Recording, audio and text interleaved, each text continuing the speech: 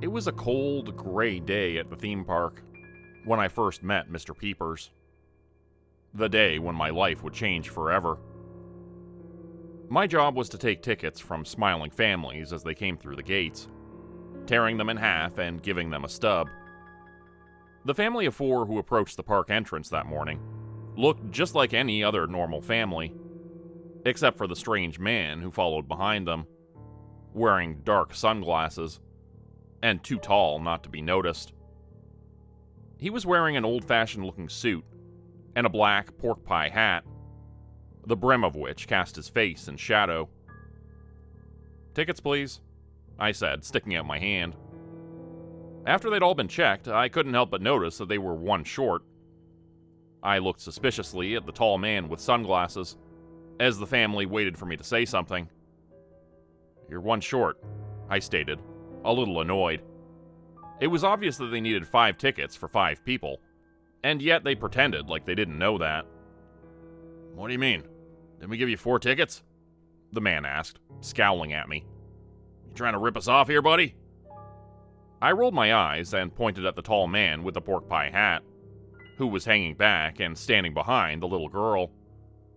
Maybe he wasn't a part of the family after all. "Isn't he with you?" The girl, who I presumed to be the man's daughter, turned around and let out a little squeal of joy. But the rest of the family didn't react at all, except to look around and look straight through the man in sunglasses. "Who, him?" the father asked, pointing to someone a ways back, still paying for tickets. "No, the tall guy with the sunglasses," I said, still not understanding how they were confused. How could they not see the man right in front of us? But then I realized that the tall man with sunglasses was not what I thought he was. He wasn't a person at all, and not everyone could see him. Only special people. And he wasn't used to being seen. He pulled down those dark sunglasses, and I saw his eyes were enormous insectile things, with many facets like jewels. Those eyes looked at me closely, studying me. "Oh, that's just Mr. Peepers," the little girl said, giggling. "He doesn't need a ticket. He just goes right in." I didn't argue with her. Mr. Peepers could do whatever he liked, as long as it meant getting the fuck away from me, with his big bug eyes and penetrating gaze. "Go," I whispered. "Please, just go." "What?" the man asked loudly.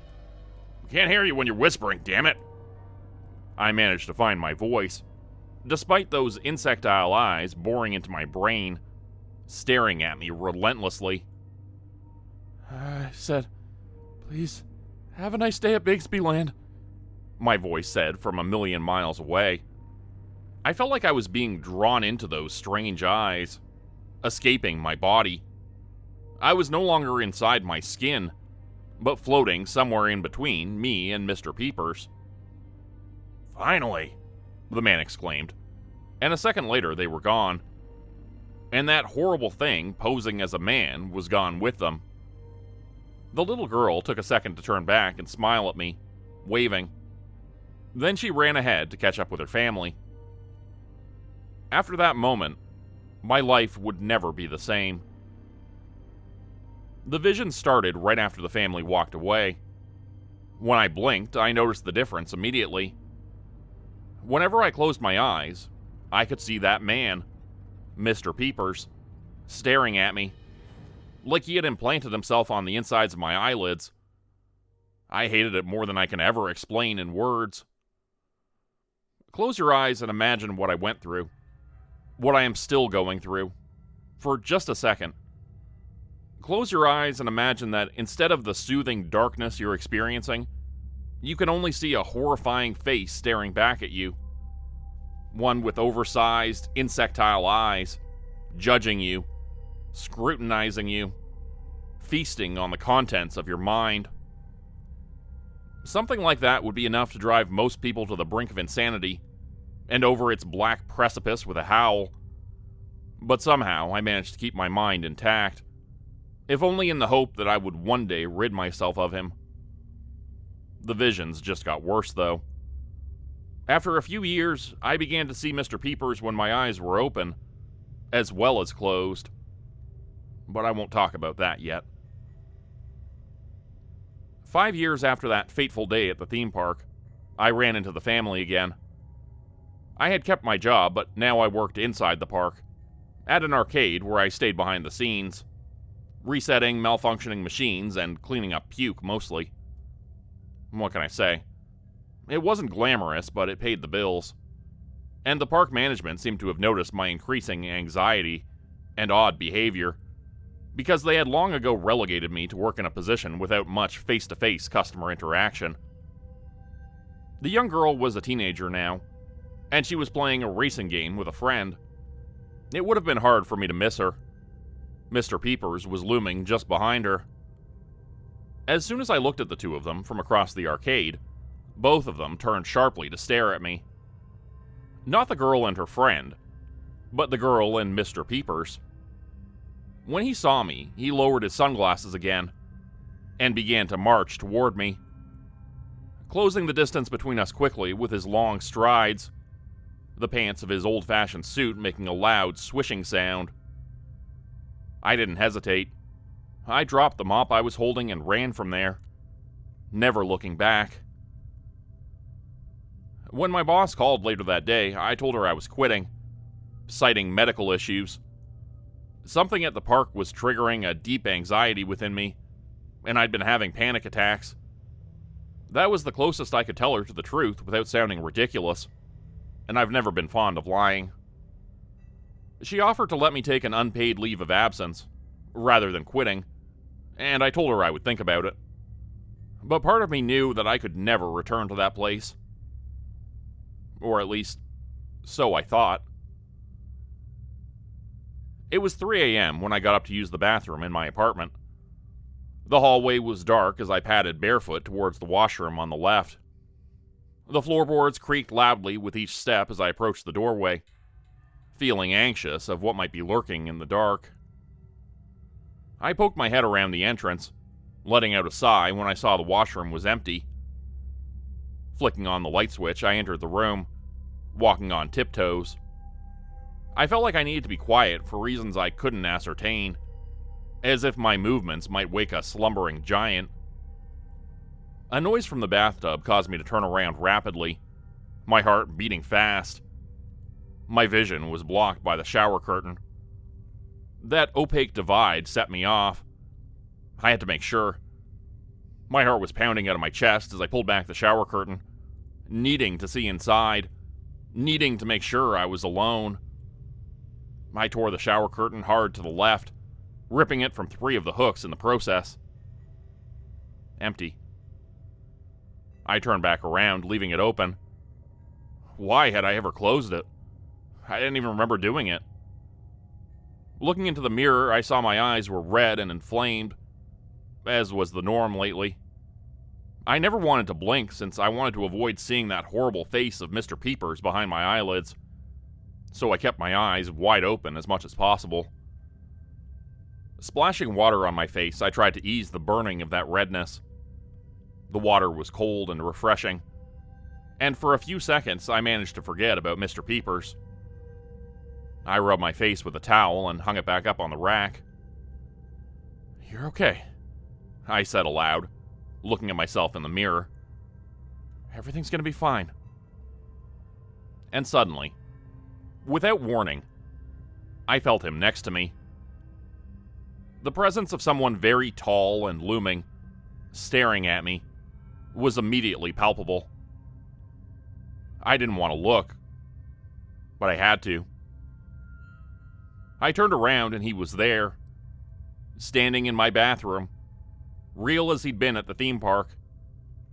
And he was smiling, his eyes boring into mine. I screamed so loud I thought the mirror would shatter in front of me, but it stayed intact as my legs started to shake and my bladder released, my gaze turning to darkness as that horrible face stared at me, smiling, arms reaching out and growing longer as they stretched toward me, like the shadows of gnarled tree branches, growing in the dimness of sunset turning into night. And the world went black as I passed out. My dreams were terrible that night, although I don't remember them at all. I remember the feeling of them, the sheer, horrifying dread in them. And I know that he was responsible for that feeling. He was enjoying making me suffer with fear. When I woke on the bathroom floor the next morning, Mr. Peepers was standing over me, like a doctor doing his morning rounds. "How are we feeling today?" I imagined him asking, and let out a bout of manic laughter. Mr. Peepers cocked his head at this, and removed his sunglasses, looking at me with those big bug eyes. I'm losing my mind. The thought came to me with a sudden surety. Then he smiled and began to laugh as well. But his laughter didn't sound like laughter. It sounded like shards of glass scraping a ragged tune across a chalkboard. He didn't open his mouth when he smiled or laughed, and this was somehow even more unsettling. His face grew red and his bug eyes bulged with that laughter, as if trying desperately to keep it inside. "What do you want from me?" I asked, terrified of how he might respond. I thought this thing could kill me at any second. And yet, it just stood there, watching me. "What do you want?" He didn't answer. "I've been seeing you every time I close my eyes. Ever since that day. Fuck, why me? Why did you choose me?" Again, he didn't answer. Is it ever gonna stop? I thought he wouldn't respond, leaving me with nothing. But then he slowly shook his head, and that horrible, held-in laughter came again. That headshake could only mean one thing. No, this was never going to end. I was stuck with Mr. Peepers now, whatever he was. And he wasn't leaving anytime soon. For the past 10 years, I've been doing research, trying to figure out what this thing is that's haunting me. I've scoured the internet, dug through dusty tomes and forgotten sections of old libraries, and visited bookstores belonging to witches, occultists, and paranormal enthusiasts. Some of those places made the hair on the back of my neck stand on end, and I felt a power similar to what Mr. Peepers emits. But I couldn't find anything about him in any books or online resources.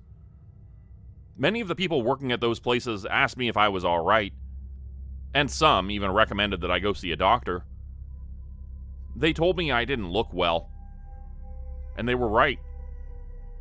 But I knew that no doctor could help me. I didn't bother to tell them that fact. "Thanks," I'd say instead. "I'll do that." Lack of sleep was starting to get to me, and after dealing with this entity for more than a couple of decades, I knew I was on the brink of something bad happening. I had walked into traffic unintentionally nearly a dozen times just in the past few months. I was fired from every odd job I took, each time for being inattentive and not finishing my duties on time. It was like I was in a daze. And worse yet, I began to see more and more strange hallucinations. More creatures like Mr. Peepers. One day, while walking down the street to go to the store, I saw what could only be described as a gremlin, holding the bloody carcass of something in its mouth before turning down a dark alley. I tried to convince myself it was a dog who'd gotten a hold of a rat, but I knew it wasn't. Another time, I found myself staring out the window at something standing in the glow of a streetlight.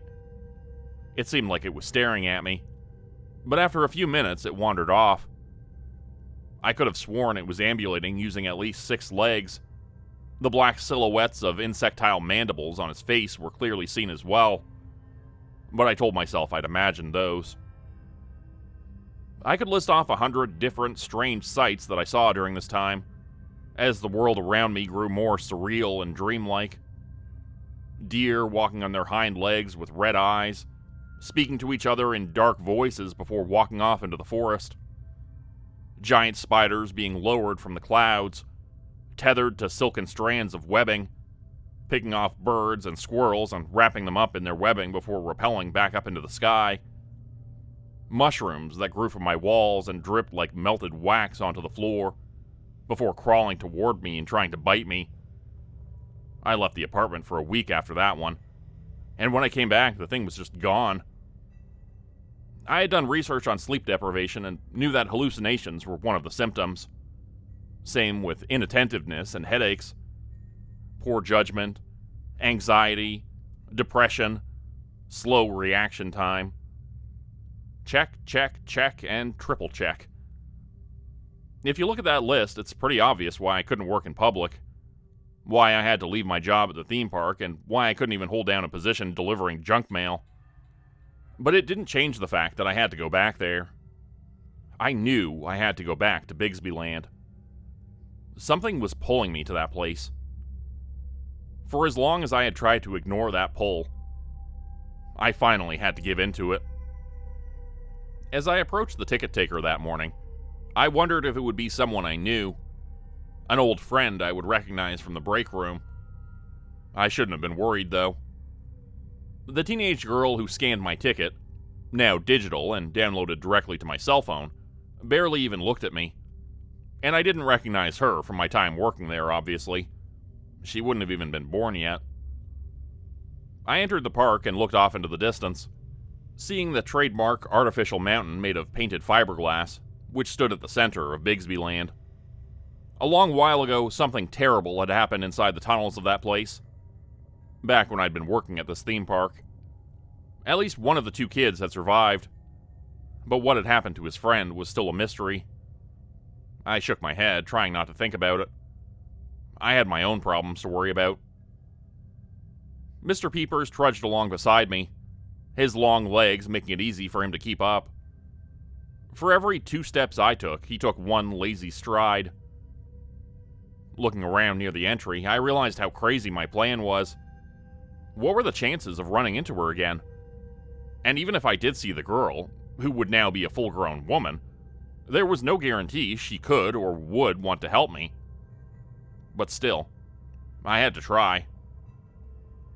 After sitting on a bench near the entrance and watching families come and go for a while, I decided to take a walk around. I could cover more ground that way, and hopefully see more faces.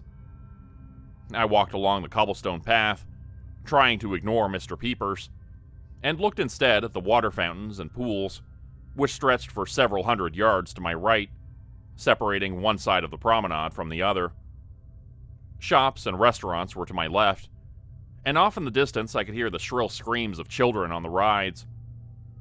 Crashing into the bulk of someone tall and wide, I apologized profusely.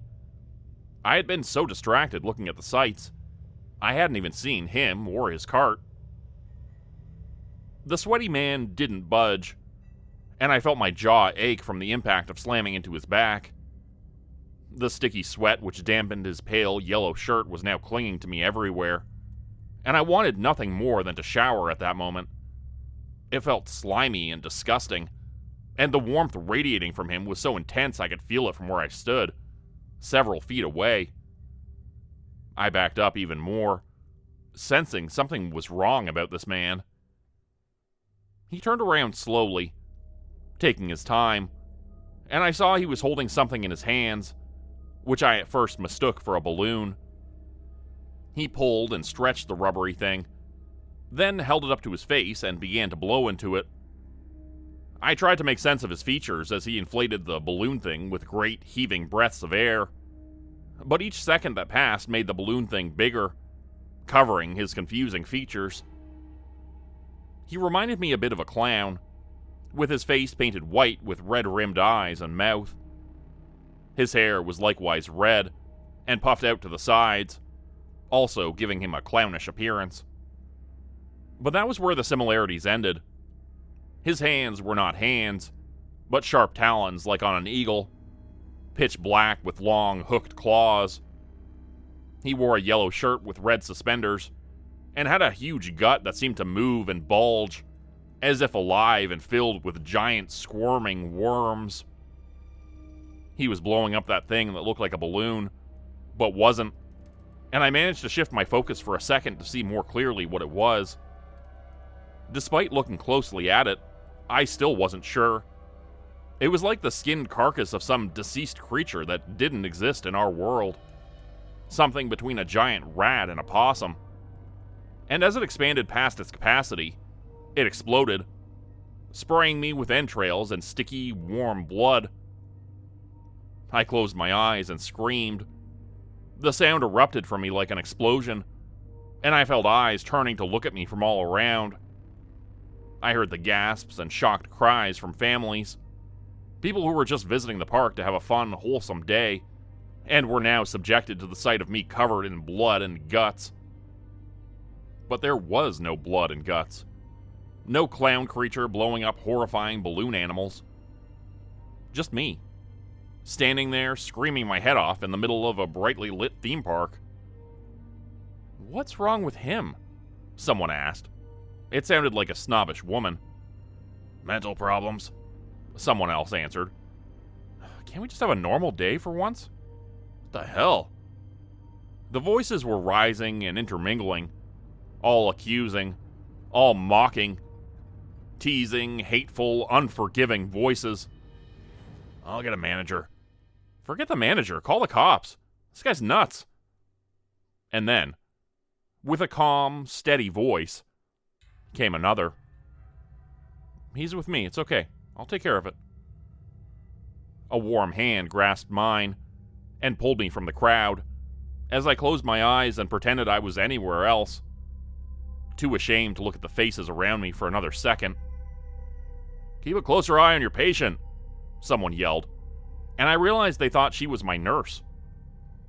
I could still hear their voices, making fun of me and insulting me, but thankfully they faded off into the distance as we walked away from there. After a while, I realized my eyes were still closed, and I blinked them open, afraid of what I might find here, in the real world. The girl who was holding my hand was not a girl anymore, but it was her. I was sure of it. I recognized her as surely as I would my own mother. They're awful, I know. I'm sorry you had to go through that. Trust me, I know better than most how bad it can be. Another thought occurred to me then. The clown, he'll kill them. She cut me off with a finger to her lips, shushing me. Quiet, you're safe. They're safe. They can't hurt you. He can't hurt you. Unless you let him. She looked to be in her 20s now, and had grown up to be a young woman. She wore all black like a goth, and her nails and lips were painted the same dark shade. It's you, isn't it? The girl from way back then. You saw him too. He was with you, Mr. Peepers. He infected you? She asked simply. I didn't have an answer for that. I wasn't sure what he'd done to me, but I suppose infected was as good a word for it as any. Yeah, I said. And now I'm seeing others, too. Like that one back there. The clown. I saw him, she said, sitting us down at a table in an outdoor seating area. I've been looking for you, you know? Really? Why? I asked. I would have thought you'd be happy to get rid of him. He's my problem now, right? She sighed. I wish it were that simple, she said, looking up at Mr. Peepers, who was standing just a couple of feet away. What do you mean? Do you actually understand what's going on here? Tell me. She took a long moment to collect her thoughts, then began. Yes, I think I do. It took a long time, but I really think I've started to figure it all out. Well, tell me, please. I'll do anything to get rid of him. Anything. you may never be able to completely get rid of him. Or any of them. But you can limit your interactions with them. Mr. Peepers was walking closer to her now, hovering over her, looking as if he was trying to intimidate her. See what he's trying to do right now? He's posturing, trying to scare me. The difference between you and I is that I never let him. He was lowering his sunglasses, leaning in closer, until his face was inches away from hers. She turned to face him, then spat in his big bug eyes. "I'm not afraid of you," she said, and looked back at me. "Did you ever figure out that he was feeding on your fear? That's what his kind does. That's why he left me and went to you. As soon as he realized you could see him, and you were scared of him." My mind was racing, thinking through all of this. In all the time I'd been seeing Mr. Peepers, it had never occurred to me that he could be feasting on my emotions, specifically my fear. But it made perfect sense. It was like a symbiotic relationship. Or, more realistically, a parasitic one. So what the hell do I do? I asked. Just act like I'm not scared until he goes away? She laughed humorlessly.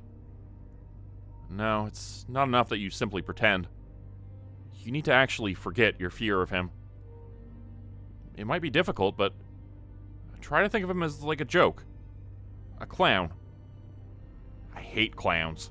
They freak me out. Sorry, bad example. I just mean, try to be amused by him.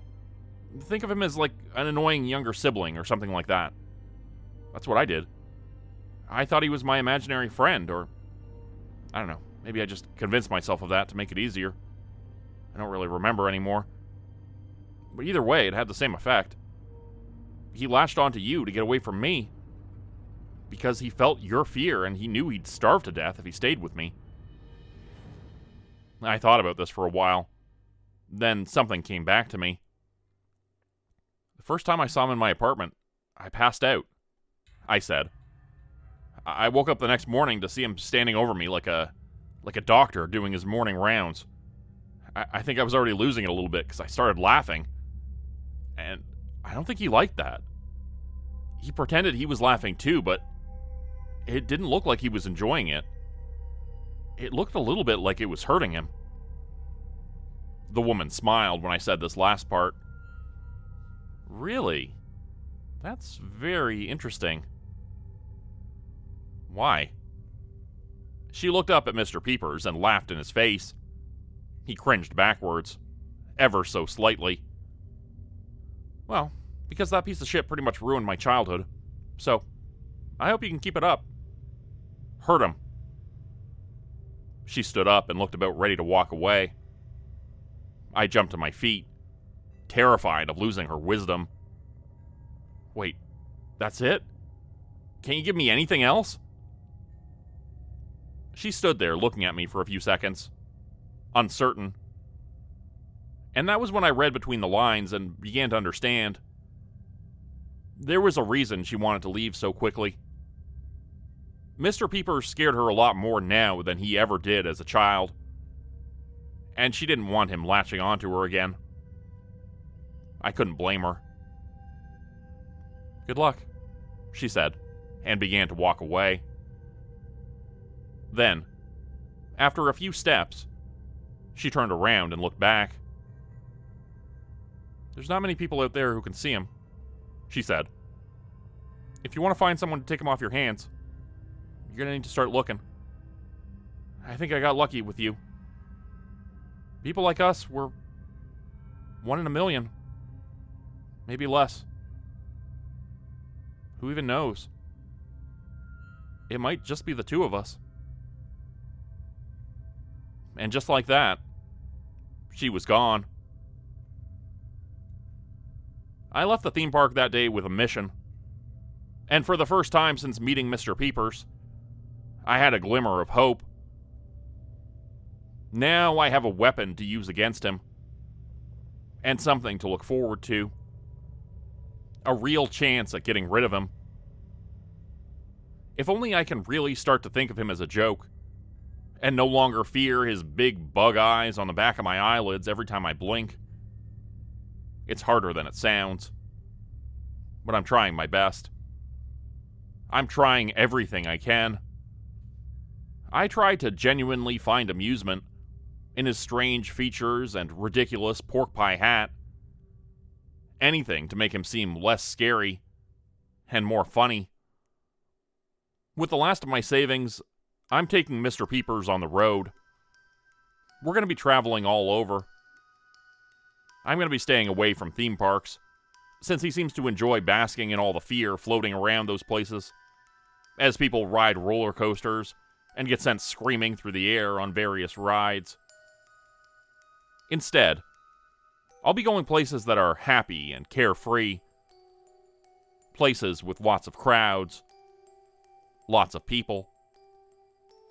Sports stadiums, giant concerts, festivals, and I'll be watching for that look of recognition in the eyes of a passerby or a ticket taker, asking if I have a second ticket, for the tall gentleman behind me, wearing sunglasses. Become a channel member today for early access, bonus videos, and special emojis only available to members. Check out the description below or click the join button for more info. If you'd like another way to help support the channel, please consider joining my Patreon page at patreon.com/JordanGroupHorror. As a patron, you'll get access to bonus videos and content. You'll be credited at the end of every video going forward, and if you decide to stay for 3 months, I'll name a character after you, which will be featured in a Hollow's End story.